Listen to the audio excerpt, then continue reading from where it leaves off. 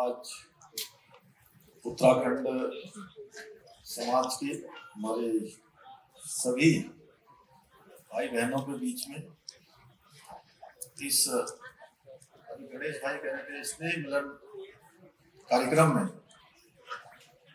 अभी हम सब लोगों ने जिनको सुना, इस क्षेत्र में पिछले कई वर्षों से लगातार इस क्षेत्र में अपना नेतृत्व देने वाले, यहाँ पर लोगों के लिए काम करने वाले और जिनका एक लंबा कालखंड 2 दशक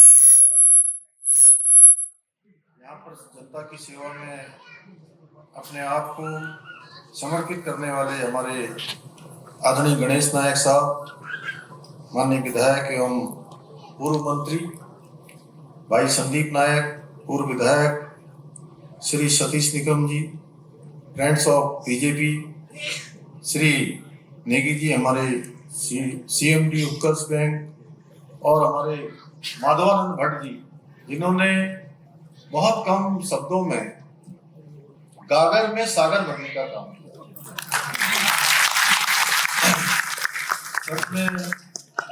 आपने सारी बात यहाँ पर रखी और मैं भी जब यहाँ पहुंचा तो जो बात आपने कही, मुझे लगता है कि निश्चित रूप से उन बातों को आगे बढ़ाना चाहिए। श्री गिरगिर सिंह नेगी जी, श्री नरेंद्र जोशी जी, चामू राणा जी, महावीर प्रसाद पेनोली जी, राजेश्वर उनियाल जी और इस कार्यक्रम को जिन्होंने संयोजन करने का काम किया, भाई मनोज भट्ट जी, श्री दीप कोशिया जी, मंचासीन हमारे सभी पदाधिकारी गण, सभी आए हुए अतिथिगण, मेरे साथ आए हुए हमारे सचिव श्री मीनाक्षी सुंदरम जी, श्री बंशीधर तिवारी जी, श्री अजय मिश्रा जी और हमारी बहन जिन्होंने बहुत ही शानदार ऐसी यहाँ पर प्रस्तुति करी कि गणेश भाई, मैं आपसे पूछ रहा था कि आपको समझ में आ रहा है कि नहीं आ रहा है। ऐसा लग ही नहीं रहा था कि मैं मुंबई में हूँ, मुझे लग रहा था कि मैं उत्तराखंड में हूँ। हमारी बहन मोना भट्ट जी, जिन्होंने बहुत ही शानदार यहाँ से खूबसूरत और दिल को, सबके दिल को मोहने वाला गीत प्रस्तुत किया। गायत्री बिष्ट जी एवं उनकी टीम ने, अन्य हमारे समस्त कलाकारों ने, जिन्होंने पूरे उत्तराखंड का सारा जो हमारा सांस्कृतिक परिदृश्य है वो इस बंबई में हम सबके सामने प्रस्तुत किया। कुमाऊं का, गढ़वाल का, जौनसार का, पूरे उत्तराखंड का, पूरा उत्तराखंड ही ऐसा लग रहा था कि इस मंच से जब प्रस्तुति हो रही थी तो सारा उत्तराखंड यहाँ पर मौजूद है। समस्त हमारे कलाकार बंधु, उपस्थित हमारे भाइयों एवं बहनों एवं जिन बच्चों ने बहुत शानदार यहाँ से प्रस्तुति करी नकल विरोधी कानून पर, उन बच्चों का भी मैं अपनी तरफ से बहुत अभिनंदन करता हूँ कि उन्होंने हमारी बहुत ही जो एक ज्वलंत जरूरत थी उत्तराखंड की, वो उत्तराखंड की सरकार ने आप सबके आशीर्वाद से पूरा किया। और देश विदेश में मैं आज जहां भी जा रहा हूँ, जगह जगह लोग जब मुझे उसकी चर्चा करते हैं और नकल विरोधी कानून के बारे में बताते हैं, और इससे ज्यादा मुझे खुशी तब होती है जब मैं किन्हीं उन बच्चों के माता पिता से मिलता हूं जिनके बच्चे पहले भी परीक्षा देते थे, लेकिन पहले परीक्षाओं में उनका नंबर नहीं आता था, पहले वो पास नहीं होते थे। अब वो सारे बच्चे, हमारे बेटे बेटियां जो कई सालों से तैयारियां कर रहे थे, अब वो सभी परीक्षाओं में पास हो रहे हैं। और इतना ही नहीं, जो एक परीक्षा में पास हो रहे हैं, दूसरी में भी हो रहे हैं, तीसरी में भी हो रहे हैं, चौथी में भी हो रहे हैं। और कुछ ऐसे भाई बहन हैं हमारे कि जो एक साथ 4 और 5 परीक्षाओं में पास हो गए। तो मुझे आत्मिक संतोष होता है कि एक आप लोगों ने जो मुझे काम दिया, उत्तराखंड की देवतुल्य जनता ने जो काम दिया, उस काम को हम लोगों ने आगे बढ़ाया। मेरे प्यारे बच्चों ने, यहाँ पर हमारी बहनों ने बहुत शानदार प्रस्तुतिकरण किया, मैं उनका भी अभिनंदन करता हूँ। और सबसे पहले तो आप लोगों ने मेरा आज मुंबई पहुंचने पर स्टेशन से लेकर हवाई अड्डे से लेकर हवाई अड्डा, उत्तराखंड सदन, उसके बाद इस सभागार में जिस गर्मजोशी से आप लोगों ने, जिस आत्मीयता के साथ मेरा स्वागत किया, मैं भी दोनों हाथ जोड़कर, सर झुकाकर आप सबका अभिनंदन करता हूँ, आप सबको सलाम करता हूँ। अपनी मातृशक्ति को, हमारे भाइयों को, बड़े बुजुर्गों का, जिन्होंने बहुत ही आत्मीय स्नेह मुझे प्रदान किया। भाइयों बहनों, आपका जो ये सम्मान आपने मुझे दिया है, और इतनी बड़ी संख्या में आप लोग, क्योंकि मैं जानता हूँ यहाँ पर सब लोग बड़े काम पर व्यस्त होते हैं, और उसके बावजूद भी लगातार हम लोग यहाँ पर 5 बजे पहुंच गए थे, और 5 बजे से लगातार लोगों का जिस प्रकार से मिलना, जिस प्रकार से आवागमन रहा है, मैं उसके लिए आप सबका जितना भी धन्यवाद करूं उतना कम है। और गणेश भाई, आपका, संदीप जी का भी विशेष रूप से मैं धन्यवाद करता हूं कि लगभग 2-2.5 घंटे से आप भी लगातार हमारे साथ बने हुए हैं। मैं अपना सौभाग्य मानता हूं कि मुझे आप सबके बीच में उत्तराखंड के मुख्य सेवक के रूप में आने का सौभाग्य प्राप्त हुआ है। और पूरे देश में सबसे ज्यादा उत्तराखंड के लोग कहीं रहते हैं तो उसमें से बम्बई भी एक हमारा मुंबई भी है, और मुंबई देश की धड़कन है, मुंबई देश का अभिमान है। मुंबई जन सामान्य की आशाओं को पूर्ण करने वाली एक किरण के समान है, यानी कि सूर्य का प्रकाश जैसे निकलता है, उस प्रकार से मुंबई है, जहां मुंबई करोड़ों लोगों की आकांक्षाओं को पूरा करने वाली धरती है, वहीं उत्तराखंड उन आशाओं आकांक्षाओं को पूरा करने वाली देवी देवताओं की धरती है। हर स्थान पर कोई न कोई देवी देवता है।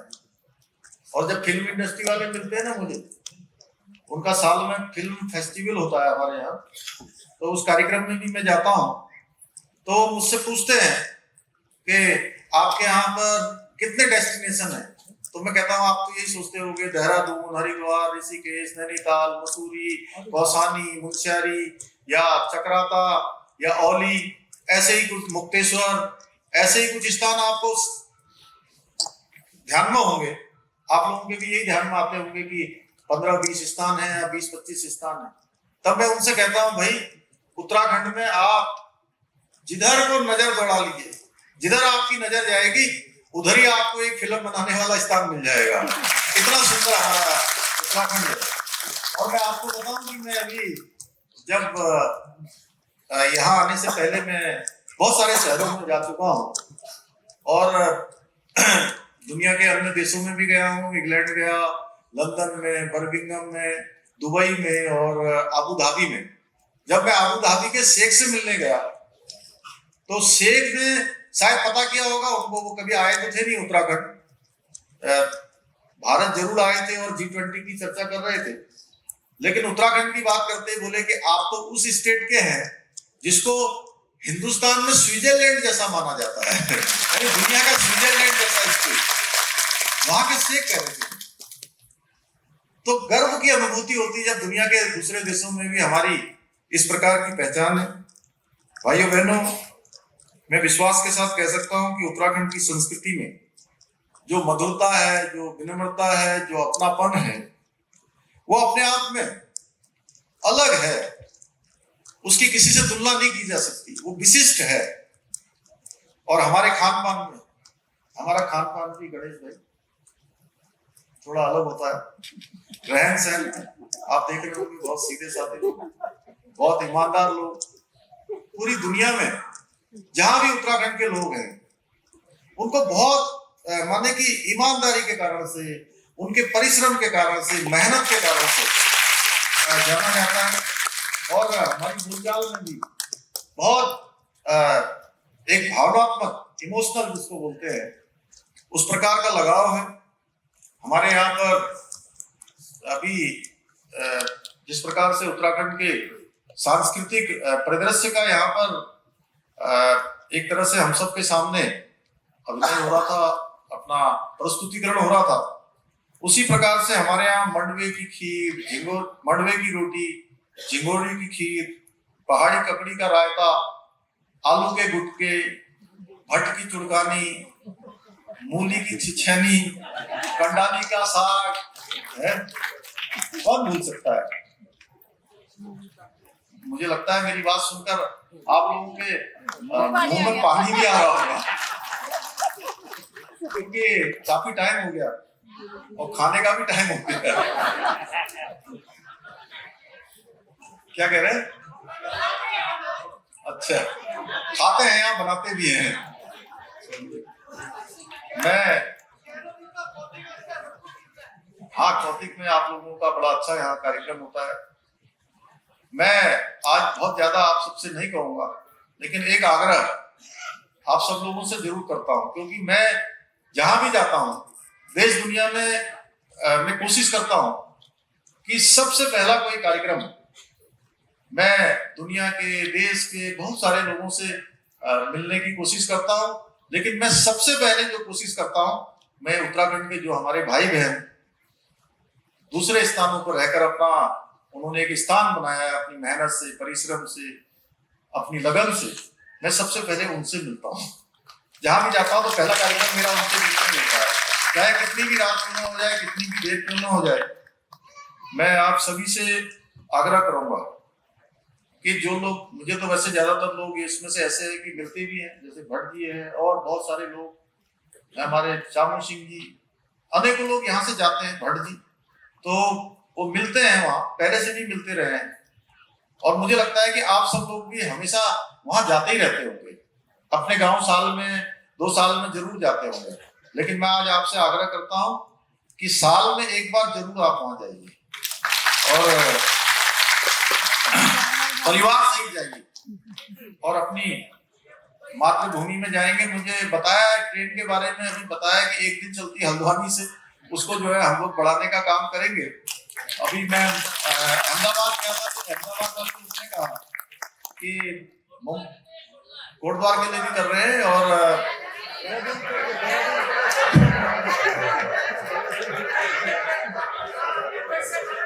चलिए ठीक है, आप लोगों की सबके जो पत्र हैं मेरे पास आ गए हैं, मैं सारे रेल मंत्री जी को दूंगा और उनसे आग्रह करूंगा कि हमारे यहाँ पर देहरादून के लिए भी, कोटद्वार के लिए भी, रामनगर के लिए भी, हल्द्वानी के लिए भी, हरिद्वार के लिए भी ट्रेनें यहाँ से लगातार होनी चाहिए, क्योंकि जितनी बड़ी संख्या में आज लोग आ रहे हैं, अभी हवाई जहाज की जो एक दिन में जाता है वो एक बार नहीं, उसको कम से कम 4 बार दिन में जाना चाहिए। इतनी ज्यादा आने जाने की संख्या है लोगों की। भाइयों बहनों, आप सब जानते हैं हमारे प्रधानमंत्री आदरणीय मोदी जी का हमारे उत्तराखंड से बहुत लगाव है। वो उन्होंने हमेशा कहा है कि मर्म और कर्म की भूमि मेरी उत्तराखंड है, और उनके प्रधानमंत्री बनने के बाद जिस प्रकार से उत्तराखंड का विकास हुआ है, या जितनी योजनाएं उनके बनने के बाद स्वीकृत हुई हैं, आजाद भारत के इतिहास में इससे पहले कभी नहीं हुई। देश की आजादी के 75 साल हो गए, कभी किसी ने इतना काम नहीं किया, उनकी योजनाओं को स्वीकृति प्रदान नहीं की जितनी आज हमारे प्रधानमंत्री मोदी जी ने की। चाहे आज हम 4 धाम ऑल वेदर रोडों की बात करें, चाहे बद्रीनाथ केदारनाथ का पुनर्निर्माण हो, बद्रीनाथ का मास्टर प्लान हो, या हेमकुंड साहब के लिए रोपवे हो, या केदारनाथ जी के लिए रोपवे हो, या ऋषिकेश कर्णप्रयाग रेल लाइन हो, या अभी जमरानी बात की स्वीकृति हो हल्द्वानी में, या लखवाड़ बात की स्वीकृति हो, या स्मार्ट सिटी बनाना हो, चाहे हल्द्वानी को बनाना हो, या अभी जहां केदारखंड हमारा पूरी तरह से आज यात्रियों के लिए, दुनिया भर के पर्यटकों के लिए एक ऐसा स्थान बन गया कि 55 लाख यात्री अभी तक आ गए, आज तक का सबसे बड़ा इतिहास हो गया। और अभी हाल में पिछले महीने 12 अक्टूबर को प्रधानमंत्री जी जानते कहां गए? बिल्कुल एकदम भारत के अंतिम कोने में आदि कैलाश जौलीकॉम 18,000 से भी ज्यादा फुट की ऊंचाई पर और वहां पर आदि कैलाश के पार्वती कुंड के दर्शन किए। और कोई यहाँ धारचूला के आसपास के रहने वाले होंगे, ये प्रयाग रावत जी बैठे थे, कहाँ गए, चले गए, अच्छे बैठे हैं, ये मुंशियारी के हैं, लेकिन ये उधर धारचूला से आगे वहां पर जहां जौलीकौन गए, पार्वती कुंड गए, आदि कैलाश गए, वहीं गुंजी और जागेश्वर भी गए। जागेश्वर भी गए, उसके बाद पिथौरागढ़ में उन्होंने अनेक योजनाओं का वहां पर शिलान्यास और लोकार्पण किया। वो देश के पहले प्रधानमंत्री हैं जो इतने दूरस्थ क्षेत्रों में गए, इतनी ऊंचाई पर गए, और एक दिन में मैं आपको बताऊं, एक दिन में प्रातःकाल सवेरे 4 बजे वो अपने प्रधानमंत्री आवास दिल्ली से चले और शाम को 6 बजे तक उन्होंने कार्यक्रम पिथौरागढ़ में किया, अंतिम कार्यक्रम। यानी कि वो सवेरे 4 बजे चलकर रात को 10 बजे लगभग 16 घंटे बाद और बिना कुछ खाए पिए उन्होंने पूरे दिन भर पूजा करनी थी, जगह जगह मंदिरों में जाना था, कहीं पर उन्होंने पानी भी नहीं पिया। इस प्रकार की भक्ति और इस प्रकार का परिश्रम हमारे प्रधानमंत्री जी में इतना लगाव है। आपने सुना कभी आज तक देश के इतने प्रधानमंत्री हुए, एक कार्यक्रम करते, 2 कार्यक्रम करते हैं और वापस चले जाते, ये उनका लगाव है। और मैंने देखा हमारे भाई जब यहाँ पर कर रहे थे और प्रयाग रावत जी ने ये लगा रखी टोपी, ये टोपी भी हमारे प्रधानमंत्री जी ने 26 जनवरी के दिन जो है वहां पहनी थी, आपको याद होगा, दिल्ली में, जिस दिन वो वहां पर लाल किले में जो है ध्वज फहरा रहे थे। तो उनके नेतृत्व में आज बहुत तेजी से जहां उत्तराखंड बन रहा है वहीं तेजी से भारत भी आगे बढ़ रहा है। जब मैं इंग्लैंड गया था तो मैंने वहां के अनेक मंत्रियों से मिला, तो इस सुखद एहसास हुआ, एक सीना गर्व से चौड़ा हो गया। जिन अंग्रेजों ने हमारे ऊपर कई वर्षों तक हमारे यहाँ शासन किया, वो अंग्रेज भी आज हमारे प्रधानमंत्री मोदी जी की वहां पर जो है प्रशंसा कर रहे हैं। और G20 जो भारत के अंदर हुआ, उसके कारण से पूरी दुनिया के अंदर भारत का मान सम्मान बढ़ा है, भारत की पहचान बढ़ी है। आज पूरी दुनिया भारत में भविष्य देख रही है। आज निश्चित रूप से प्रधानमंत्री जी के मार्गदर्शन में उत्तराखंड में भी ऐसे बहुत से काम हो रहे हैं जो पहले हमारे नामुमकिन से लगते थे। पिछले 5 वर्षों में, 8 वर्षों में, 9 वर्षों में लगभग 1.5 लाख करोड़ की योजनाएं स्वीकृत हुई। बहुत सारे काम आज केंद्र सरकार के सहयोग से रीजनल कनेक्टिविटी योजना के अंतर्गत जगह जगह पर हेलीपोर्ट बनाने का काम हो रहा है। अभी हमारे भाई कह रहे थे, मैं आपको बताना चाहता हूँ कि देहरादून में जो एयरपोर्ट है, आज 40 से ज्यादा सेवाएं देश के विभिन्न शहरों से वहां चल रही हैं। हम उसको बड़ा एयरपोर्ट बनाने की दिशा में काम कर रहे हैं कि बड़ा एयरपोर्ट बने, अंतर्राष्ट्रीय स्तर का बने। इसके अलावा पंतनगर का एयरपोर्ट, उसको भी अंतर्राष्ट्रीय स्तर का बनाने के लिए काम कर रहे हैं। 800 एकड़ जमीन अभी हमने हस्तांतरित कर दी है। नैनी सैनी का एयरपोर्ट हमने सेना को दे दिया है, डिफेंस को हमने दे दिया है, डिफेंस उसका आने वाले समय में संचालन करेगा। अभी एक जहाज वहां पर आ गया है, लेकिन कुछ कंपनी की टेक्निकल प्रॉब्लम्स के कारण से उसमें कुछ विलंब हुआ है, लेकिन हमारा प्रयास है कि जल्दी देहरादून से, दिल्ली हिंडन से, पंतनगर से नैनी सैनी की हवाई सेवाएं भी नियमित रूप से चले, उसके लिए भी हम काम कर रहे हैं। अभी समान नागरिक संहिता पर हमने हमारा राज्य देश का पहला राज्य बनने जा रहा है जहां पर समान नागरिक संहिता के लिए हमने कमेटी का गठन कर दिया और उस कमेटी ने भी अपना काम कर दिया। देश के अंदर लंबे समय से मांग थी कि देश में यूनिफॉर्म सिविल कोड लागू होना चाहिए और हमारा काम लगभग पूरा हो गया है। जैसे ही कमेटी हमको दे देगी, हम उसको लागू करने की दिशा में आगे बढ़ेंगे। जल्दी उत्तराखंड सरकार इस दिशा में काम करेगी। लैंड जिहाद के खिलाफ भी हमने कार्रवाई करी। उत्तराखंड के अंदर बहुत जगह पर ऐसे कुछ बना दिया, कहीं पर कुछ 4 ईंटें रख दी, कहीं कुछ और बना दिया, ऐसे पूरी जमीनों पर कब्जा हो गया। सरकारी जमीन, वन विभाग की जमीन, हमने 3500 एकड़ जमीन वहां पर मुक्त करवा दिया। आप लोगों ने देखा होगा उत्तराखंड के अंदर धर्मांतरण रोकने के लिए भी हमने सख्त कानून बनाया और वही परीक्षाओं में नकल रोकने के लिए भू कानून के लिए भी कमेटी हमने बनाई है, वो अभी काम कर रहे हैं इसमें। आपको जो जो लगेगा ना अलग से लिख के दे देना, ठीक है। आप लोगों से इसीलिए बात करने के लिए आया हूं मैं। आप लोग जो है जैसे रेल के लिए दे रहे हैं, हवाई जहाज के लिए दे रहे हैं, और भी कुछ लगता है तो आप उत्तराखंड आइए भी, और उत्तराखंड में आकर हम लोगों से संवाद भी स्थापित करिए। हम लोग जो है उस सबको बढ़ाएंगे, क्योंकि आप यहाँ रह रहे हैं तो उत्तराखंड से अलग नहीं है। यहाँ गणेश भाई ने आपका वो ले लिया है कि मैं आपकी चिंता करूंगा, लेकिन वहां से हम लोग भी चिंता कर रहे हैं, और हम लोग आपसे ये भी अपेक्षा कर रहे हैं कि वहाँ की सारी चीजों में आपका भी जो है पूरी तरह से सहयोग चाहिए, हर तरीके से। नकल रोकने के लिए आपको बता ही दिया, बड़ा कानून हमने बना दिया।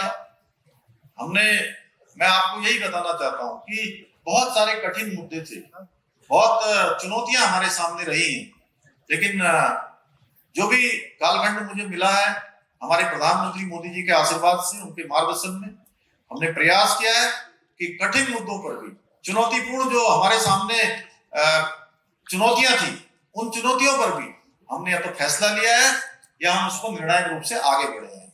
हम उन पर भी हमने निर्णय लिया है जो बिल्कुल कठिन काम थे। सरलीकरण, समाधान और विस्तारण, मतलब कि सब चीजों को सरल करना है, तमाम नई नई नीतियों को लाना है, लोगों को आज इन्वेस्टमेंट के लिए उत्तराखंड आमंत्रित करना है। उसके लिए भी हमने बहुत सारी नीतियां बनाई है। मैं आपको बताऊं कि चाहे आप लोग हैं, चाहे हमारे दुनिया में रहने वाले दूसरे हमारे भाई बहन हैं, वो सभी लोग भले ही आप लोगों ने अपना एक संसार बना लिया, यहाँ पर अपनी पहचान बना ली, लेकिन शुरुआती दिनों में जब वहां से निकले होंगे तो वो किसी न किसी कारण से निकले होंगे। तो अब हम कोशिश कर रहे हैं कि आने वाले समय में एक बड़ा इन्वेस्टमेंट उत्तराखंड के अंदर आए, और मैं बताऊं कि 1 लाख करोड़ के लगभग अभी तक हमारे पास एमओयू आ चुके हैं।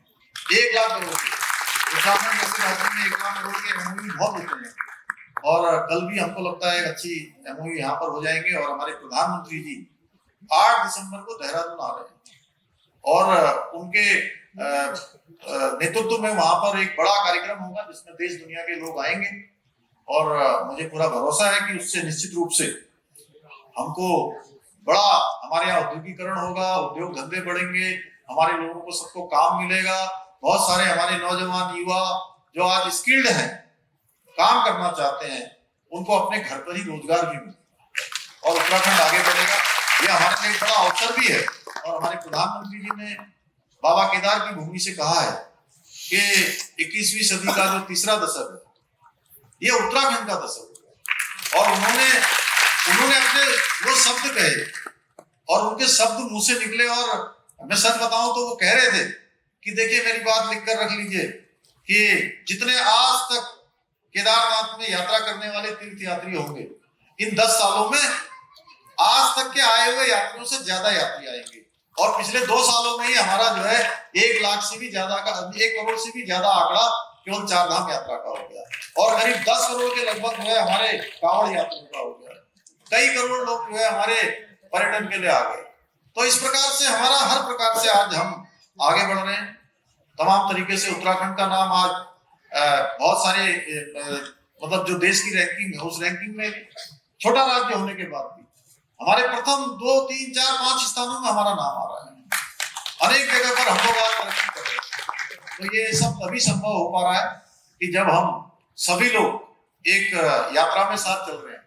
मैं यहाँ से बोल रहा हूँ, आप सबके बीच में आया हूँ, देश विदेश की यात्रा मैं जा रहा हूँ, लोगों से मिल रहा हूँ, आग्रह कर रहा हूँ, लोगों को आमंत्रित कर रहा हूँ। तो ये कोई मेरी व्यक्तिगत यात्रा नहीं है, मेरी अपनी पर्सनल कोई यात्रा नहीं है। ये यात्रा मेरे उत्तराखंड के सभी भाई बहनों की है जो उत्तराखंड में रहते हैं और उत्तराखंड के बाहर रहते हैं, जो उत्तराखंड से जुड़े हुए हैं। उन सब की यात्रा को ले जाने का जो जिम्मेदारी है आप लोगों ने मुझे दी है, और वो गंतव्य तक तभी पहुंचेगी, ये गाड़ी हमारी तभी स्टेशन तक पहुंचेगी जब हम सारे लोग एक साथ सह यात्री के रूप इस यात्रा में चलेंगे, कदम से कदम मिलाएंगे, हम कंधे से कंधा मिलाएंगे। तो एक तय मानिए कि आने वाला समय जो हमारे प्रधानमंत्री जी ने कहा है कि तीसरा दशक उत्तराखंड का दशक होगा, उत्तराखंड का दशक होगा, और हम हिंदुस्तान के श्रेष्ठ राज्यों में हमारी गिनती होगी। मैं इस प्रयास को पूर्ण करने के लिए आप सबका सहयोग और समर्थन चाहिए। मुझे पूरा विश्वास है कि जिस प्रकार से आप लोग हमेशा हम लोगों को समर्थन देते रहे हैं, मोदी जी को समर्थन देते रहे हैं, और उत्तराखंड में 2014 में जब मोदी जी प्रधानमंत्री पद के उम्मीदवार बने थे तो उत्तराखंड के लोगों ने 5 की 5 लोकसभा सीटें हमको जिताकर भी जीती, उनको प्रधानमंत्री 2019 में भी उससे ज्यादा वोटों से जिताकर भी जीती। अब मुझे लोग कहते हैं कि 2024 में क्या होगा, तो मैंने कहा जिस प्रकार से 14 के बाद 19 में लोगों ने और ज्यादा समर्थन दिया था, 24 में उससे ज्यादा समर्थन देंगे, क्योंकि इस दौरान उससे ज्यादा काम हो गया, उससे ज्यादा जुड़ा हो गया। तो मैं आप सब लोगों से यही कहने के लिए आया हूं कि आप सबका आशीर्वाद, आप सब लोगों का स्नेह लगातार हम लोगों को मिलता रहेगा ना। चलिए, अंत में मैं एक बार फिर से, हमारे भट्ट जी ने जो कहा है कि उत्तराखंड जो सदन यहाँ पर बना है उसके बारे में जरूर मैं चाहता हूं कि ये जुड़ाव हमारा रहना चाहिए। अभी हमने एक अप्रवासी सेल का भी गठन किया है, वो सेल को मिश्रा जी, सुंदरम जी, आप यहाँ पर बैठे हैं, हमारे प्लानिंग सेक्रेटरी, आपने सब नोट कर लिया होगा जो आपने यहाँ से बात करी है। और निश्चित रूप से उत्तराखंड सदन यहाँ बना है तो आप लोगों को यहाँ पर सहूलियत होनी ही चाहिए। मुझे भी पहली बार मालूम चला कि इस प्रकार का नहीं है। और जो आपने ट्रेनों की बात की है या यहाँ पर कोई प्रतिनिधि की बात की है, तो निश्चित रूप से उस दिशा में हम लोग विचार करेंगे कि किसी न किसी रूप में, सरकार में हो, संगठन में हो, कोई न कोई व्यक्ति हमारे यहाँ से लोगों के बीच में संवाद करता रहे, लोगों के बीच में यहाँ की चीजें हम तक पहुंचाता रहे और हम लोगों की बातें भी यहाँ तक पहुंचती रहे, आपस में कम्युनिकेशन हो। और साल में एक आध बार जब कार्यक्रम होता है, मैं भी कोशिश करूंगा जब जब आप लोग मुझे याद करेंगे, मैं आप सब लोगों की, आप सभी का एक बार दिल से धन्यवाद करते हुए, और गणेश जी का बहुत अपनी ओर से कि आपने जो है यहाँ पर उत्तराखंड के लोगों को एक प्रकार से संबल देने का काम, उनको हमेशा उनके साथ खड़े रहने का काम आप करते हैं। आपका भी बहुत बहुत धन्यवाद। सभी उत्तराखंड वासियों का सबका एक बार फिर से अभिनंदन, और मैं अपनी तरफ से आप सबका स्वागत करते हुए अपनी वाणी को विराम देता हूँ। धन्यवाद।